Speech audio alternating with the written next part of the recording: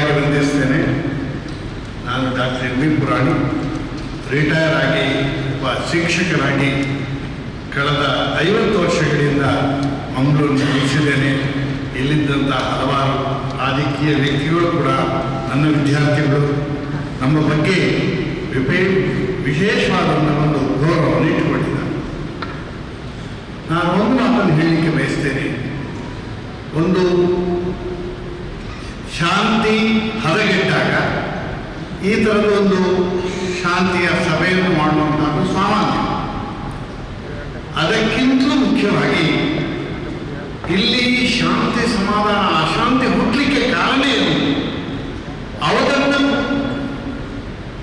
ವಿವೇಚನೆ ಮಾಡಿ ಅದನ್ನು ಗ್ರಾಸ್ ರೂಟ್ಲಿಂದ ಅದನ್ನು ಸರಿ ಮಾಡುವಂತಹ ಪ್ರಯತ್ನವನ್ನು ನಮಗೆ ಮಾಡಲಿಲ್ಲ. ಸುಸೂತ್ರವಾಗಿ ನಡೀತದ. ಆದರೆ ಬೂದಿ ಮುಚ್ಚಿದ ಕೆಂಡ, ಈ ಕೆಂಡದ ಒಳಗಡೆ ಬೂದಿ ಇದೆ. ಯಾವಾಗ ನಮ್ಮ ಭಾವನೆ ಅಂತಂದರೆ ಎವ್ರಿಥಿಂಗ್ ಈಸ್ ಆಲ್ ರೈಟ್, ಹಾಗೆ ಇಲ್ಲ. ಕಳೆದ 50-60 ವರ್ಷಗಳ, ನನಗೆ 80 ವರ್ಷ ಪ್ರಾಯ. ನಾನು 50 ವರ್ಷಕ್ಕಿಂತಲೂ ಮಿಗಿಲಾಗಿ ನಾನು ವಾದ್ಯ ಶಿಕ್ಷಕನಾಗಿದ್ದೆ. ಒಬ್ಬ ಹಿಂದೂ ಅಂತ ಹೇಳಲಿಕ್ಕೆ ನನಗೆ ಸಂತೋಷ ಪಡ್ತೇನೆ. ಒಂದು ವೇಳೆ ನಾನು ಯಾವುದೋ ಒಂದು ಬೌದ್ಧಿಕದ ಒಂದು ಉಪನ್ಯಾಸ ಮಾಡ್ತಾ ಇಲ್ಲ. ನಮ್ಮ ದೇಶದ ಒಂದು ತತ್ವ ಏನಿದೆ, ಧರ್ಮ ಏನಿದೆ, ಧರ್ಮ ಅಂತ ಅನ್ನುವಂಥದ್ದು ಒಂದು ಪುಸ್ತಕ ಅಥವಾ ಒಂದು ಆಚರಣೆ ಅಲ್ಲ, ಅದೊಂದು ಜೀವನ ಪದ್ಧತಿ. ನಾವು ಯಾರೇ ಆಗಿರಲಿ, ಈ ಬೃಹತ್ ರಾಷ್ಟ್ರದಲ್ಲಿ ಬಹಳ ಶ್ರೇಷ್ಠವಾದ, ನಾವು ಅಮೆರಿಕ ಹೋಗಲಿ, ದುಬೈಗೆ ಹೋಗಲಿ, ಎಲ್ಲಿ ಹೋದರೂ I am Indian, I am identified as an Indian. Nobody last question ಇದ್ದರೆ ಹಿಂದೂ, ಕ್ರಿಶ್ಚಿಯನ್ ಆರ್ ಮುಸ್ಲಿಂ ಅಂತ ಕೇಳುವುದಿಲ್ಲ, ನೀನೊಬ್ಬ ಹಿಂದೂ ಅಂತೇಳಿ. ಆದ್ದರಿಂದ ನಮ್ಮ ಜೀವನ ವಿಧಾನ ಏನಂತಂದರೆ ಸರ್ವೇ ಜನಾಃ ಸುಖಿನೋ ಭವಂತು, ಎಲ್ಲರನ್ನೂ ಕೂಡ ದೇವರು ಒಳ್ಳೇದು ಮಾಡಲಿ. ಅದಕ್ಕೋಸ್ಕರ ಎಳೆಯ ಮಕ್ಕಳಲ್ಲಿ ನಮ್ಮ ಸನಾತನ ಧರ್ಮದಿಂದ ನಮ್ಮ ಹಿರಿಯರು ಪ್ರಯತ್ನಪಟ್ಟು ಮಾಡಿಕೊಂಡಂಥ ಒಂದು ಚಿಂತನೆ ಏನಿದೆ, ಭಗವಂತನ ಸೃಷ್ಟಿಯಲ್ಲಿ ಒಬ್ಬ ಜೀವಿಯಾಗಿ ನಿಮಗೆ ಬದುಕಲಿಕ್ಕೆ ಎಷ್ಟು ಅವಕಾಶ ಇದೆ, ಇನ್ನೊಂದು ವ್ಯಕ್ತಿಗೂ ಇದೆ, ಇನ್ನೊಂದು ಜೀವಿಗೂ ಇದೆ, ಇನ್ನೊಂದು ಸಸ್ಯಕ್ಕೂ ಇದೆ ಎನ್ನತಕ್ಕಂಥ ಭಾವನೆಯನ್ನ ಸೃಷ್ಟಿ ಮಾಡಿದಂಥ ನಮ್ಮ ವೈಶಿಷ್ಟ್ಯಪೂರ್ಣವಾದಂಥ ಜೀವನ ಪದ್ಧತಿ. ನಾನು ಒಬ್ಬ ಅಧ್ಯಾಪಕನಾಗಿ ವಿಶ್ವ ಹಿಂದೂ ಪರಿಷತ್ ಇರ್ತಕ್ಕಂಥದ್ದು ಸಮಾಜದಲ್ಲಿ ಸಾಮರಸ್ಯವನ್ನು ಹುಟ್ಟಿಸಬೇಕು ಅಂತ ಮಾತ್ರ ಇருந்து ಅದನ್ನು ಮಾಡುವಾಗಲ್ಲ. ಉದ್ದೇಶ ಇಷ್ಟೇ, ನಾವು ತೇಪೆ ಹಾಕಿ ಮೇಲಿಂದ ಏನು ಮಾಡಿದರೂ ಪ್ರಯೋಜನ ಆಗಲಿಲ್ಲ. ಎಳೆಯ ಮಕ್ಕಳಿಗೆ ಒಳ್ಳೆಯ ಸಂಸ್ಕಾರವನ್ನು ಕೊಡಬೇಕು, ಪ್ರೀತಿ ಭ್ರಾತೃತ್ವವನ್ನು ಹೇಳಬೇಕು. ನನ್ನ ಧರ್ಮ, ನನ್ನ ಕ್ರಮ, ನನ್ನ ಪೂಜಾ ಪದ್ಧತಿ ಇದೇ ಶ್ರೇಷ್ಠ, ಉಳಿದದ್ದು ಕನಿಷ್ಠ ಎನ್ನತಕ್ಕಂಥ ವಿಚಾರ ಎಳೆಯ ಮಕ್ಕಳಲ್ಲಿ ಮೂಡಿ ಬಂದರೆ ದ್ವೇಷ ಹೊರತು ಸಮಾನತೆ ಬರಲಿಕ್ಕೆ ಸಾಧ್ಯ ಇಲ್ಲ. ನಾವು ದೇವರ ಮಾತ್ರ ನನ್ನ ಪ್ರೀತಿಯ ಕಳಕಳಿ ಏನು ಅಂದರೆ ನಮ್ಮ ಮಕ್ಕಳನ್ನು ಆ ರೀತಿಯ ಭ್ರಾತೃತ್ವ ಕೊಟ್ಟು ಬೆಳೆಸುವ, ಎಳೆಯ ಪ್ರಾಯದಲ್ಲಿ ಅವರ ತಲೆಯಲ್ಲಿ ವಿಷ ಬೀಜವನ್ನು ಬಿತ್ತುವಂತಹ ಪ್ರಯತ್ನವನ್ನು ನಾವು ಮಾಡಬಾರದು. ಯಾಕೆ ಅಂತಂದರೆ ಆ ಕೋಮಲ ಮನಸ್ಸು, ಎಳೆಯ ಮನಸ್ಸು, ಅದು ಮೃದು ಮನಸ್ಸಿಗೆ ಈ ರೀತಿಯ ಸಾಮರಸ್ಯದ, ಈ ಸಹಬಾಳ್ವೆಯ ಚಿಂತನೆಯನ್ನು ನಾವು ಕೊಡುವ. ಮುಖ್ಯವಾಗಿ ವಿಶ್ವ ಹಿಂದೂ ಪರಿಷತ್ ಆಗಲಿ, ಹಿಂದೂ ಸಮಾಜವಾಗಲಿ, ಇನ್ನೊಬ್ಬನ ಧರ್ಮವನ್ನು, ಇನ್ನೊಬ್ಬನ ವಿಚಾರವನ್ನು, ಇನ್ನೊಬ್ಬನ ಜೀವನವನ್ನು ಗೌರವಿಸುವಂತಂತೆ ಆಗಿದೆ. ಅಂತಹ ಒಂದು ಮಹಾವೃಕ್ಷದ ಅಡಿಯಲ್ಲಿ ನಾವು ಹುಟ್ಟಿ ಬೆಳೆದ ಕಾರಣ ಆದಷ್ಟು ಮಟ್ಟಿಗೆ ಮೇಲ್ನೋಟಕ್ಕೆ ಕಾಣತಕ್ಕಂಥ ನಮ್ಮ ವ್ಯತ್ಯಾಸಗಳು, ನಾವೆಲ್ಲ ಒಂದೇ ಇರತಕ್ಕಂಥ ಘೋಷಣೆಗಳು ಎಲ್ಲ ಧಾರ್ಮಿಕ ರಾಜಕೀಯ ವ್ಯಕ್ತಿಗಳೆಲ್ಲ ಘೋಷಣೆ ಇಟ್ಕೊಂಡು ದೊಡ್ಡ ಅಲ್ಲ, ಅವರ ಅಭಿಪ್ರಾಯವನ್ನು ನಾವು ವಿರೋಧ ಮಾಡುವುದಿಲ್ಲ. ಅದಕ್ಕಿಂತಲೂ ಹೆಚ್ಚಾಗಿ ಆ ಸಾಮರಸ್ಯವನ್ನು ಬೆಳೆಸುವಂಥ ಕೆಲಸ ಶಾಲೆಗಳಲ್ಲಿ, ಕಾಲೇಜುಗಳಲ್ಲಿ, ಮನೆಗಳಲ್ಲಿ ಮುಗ್ಧ ಮಕ್ಕಳ ಮನಸ್ಸಿನಲ್ಲಿ, ಯುವಕರ ಮನಸ್ಸಿನಲ್ಲಿ ಬಿತ್ತಬೇಕು. ಮಧ್ಯದಲ್ಲಿ ನಾನು ಯಾರೂ ತಪ್ಪು ತಿಳ್ಕೊಳ್ಬಾರ್ದು. ನಾನು ಯಾವುದೋ ಒಂದು ಸಮಾರಂಭಕ್ಕೆ ಪ್ರೀತಿಯಿಂದ ನಾನು ಹೋದೆ, ಕೆಲವು ವ್ಯಕ್ತಿಗಳು ವಿಚಿತ್ರವಾಗಿ ಚಿತ್ರಣವನ್ನು ಕೊಟ್ಟು ಹಾಕಿದರು. ಪ್ರಯಾಣಿಕರು ಹೋಗಿದ್ದಾರೆ, ಅದೊಂದು ಸೌಹಾರ್ದ ಕೂಟಕ್ಕೆ ಅಲ್ಲಿ ಹೋಗಿದ್ದಾರೆ ಅಂತ ಹೇಳಿ ವಿಚಿತ್ರ ತುಂಬ ನನಗೆ ಬೇಸರ ಆಯಿತು.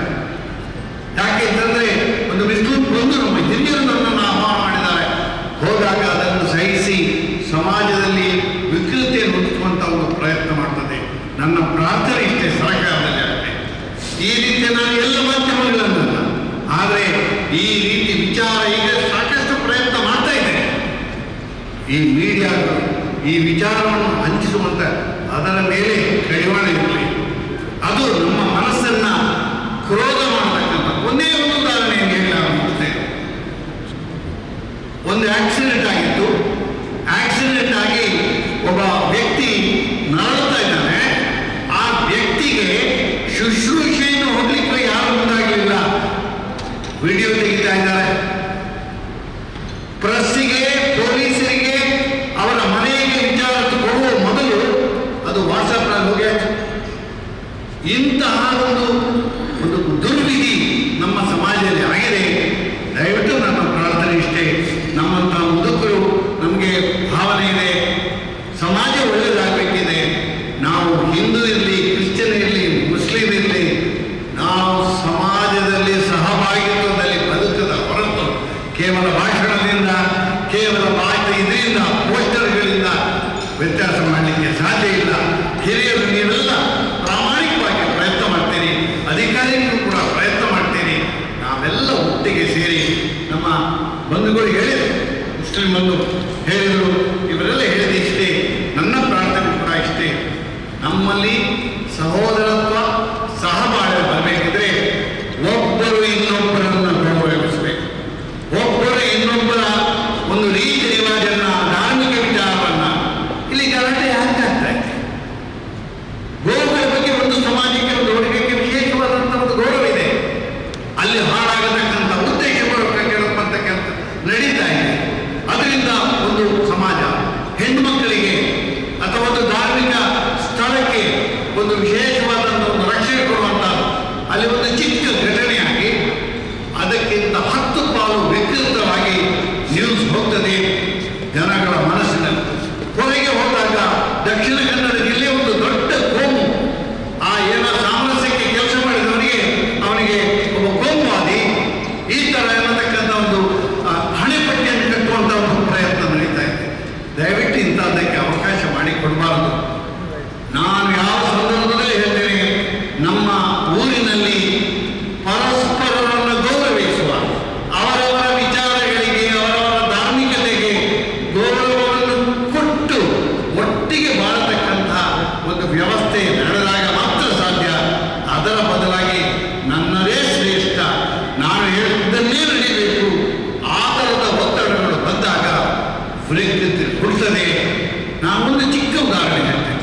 ನಾನೊಂದು ಶಾಲೆ ನಡೆಸ್ತಾ ಇದ್ದೆ ತೊಕ್ಕೊಟ್ಟಿನಲ್ಲಿ. ಒಂದು ನಮ್ಮ ಮಾನ್ಯ ಸ್ಪೀಕರ್ ಅವರ ಕಾನ್ಸ್ಟಿಟ್ಯೂಟ್ ಅವರ ಮಾರ್ಗದರ್ಶನ ನಡೀತಕ್ಕಂಥ ಶಾರದಾ ವಿದ್ಯಾನಿಕೇತನ, ಮೆಡಿಕಲ್ ಕಾಲೇಜ್ ಎಲ್ಲ ಇದೆ.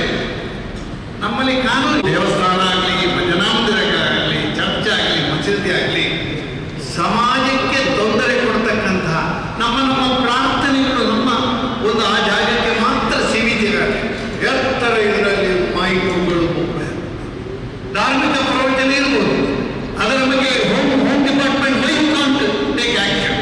ನಾವು ಹೇಳ್ತಾ ಇದ್ದೇವೆ ಮಾಡಬಾರ್ದು. ಅದು ಅಮೆರಿಕದಲ್ಲಿ ಇಲ್ಲ, ಗಲ್ಫ್ ರಾಷ್ಟ್ರಗಳಲ್ಲಿ ಇಲ್ಲ, ಭಾರತದಲ್ಲಿ ಮಾತ್ರ ಯಾಕೆ ಇರುವಂಥದ್ದು. ಅದೇ ರೀತಿ ಲೆಕ್ಕ ನಮ್ಮ ನಾಡು, ನಮ್ಮ ಮಂಗಳೂರು ಒಂದು ಶಾಂತಿಯ ನಾಡಾಗಲಿ. ನಮ್ಗೆ ಎಲ್ಲಿಯೂ ಕೂಡ ಅಶಾಂತಿ ಅಥವಾ ಈ ಥರದ ಇದಕ್ಕೆ ಅವಕಾಶ ಇಲ್ಲ. ಮತ್ತೊಮ್ಮೆ ಎಲ್ಲರಿಗೂ ಕೂಡ ಸ್ವಲ್ಪ ದೀರ್ಘವಾಗಿ ಮಾತಾಡಿ ಕ್ಷಮಿಸಬೇಕು. ನನಗೆ 80 ವರ್ಷ ಸ್ವಲ್ಪ ಆರೋಗ್ಯ, ಆದ್ದರಿಂದ ಏನಾದರೂ ಹೆಚ್ಚು ಕಡಿಮೆ ಮಾಡಿದರೆ ಚೆನ್ನಾಗಿ ಮಾತಾಡಿದ್ದಾರೆ. ಮುಸ್ಲಿಂ ಸೆಂಟ್ರಲ್ ಕಮಿಟಿ ಅವರು ಇಬ್ರಾಹಿಂ ಅವರು